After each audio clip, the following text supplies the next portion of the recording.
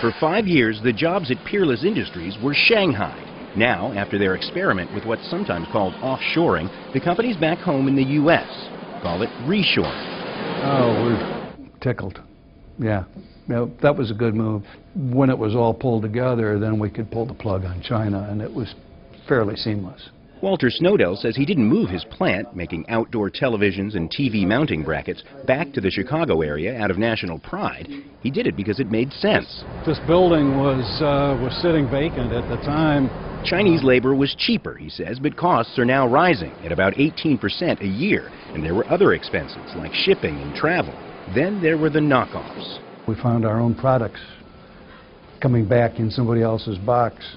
And I mean literally our own products, to the point where we could identify marks on the component parts so that we knew it was literally being made in the same tool.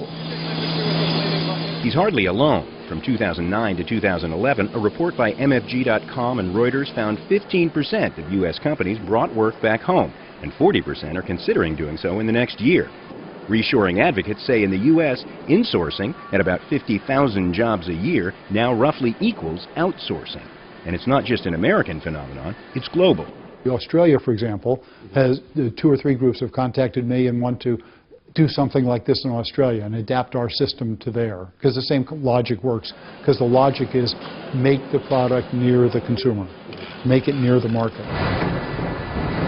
One of the reasons some American companies are reshoring is automation. The work that was done by thousands in China is done by 500 here, and in this case, none. In the U.S., reshoring has meant a revival for dyeing industries. Joe Dolag had closed his family business making die casting parts like these years before Peerless called. When I got the call for this job, I thought it was one of my friends playing a joke on me, because I couldn't believe that in 2009 that somebody was interested in starting a die-cast plant. Economists say the growing reshoring boom at companies like Peerless isn't likely to stop the explosive manufacturing growth in places like China. But they say many companies are now likely to pursue the philosophy of the reshorers, using Asian operations to supply Asia. John Hendren, Al Jazeera, Aurora, Illinois.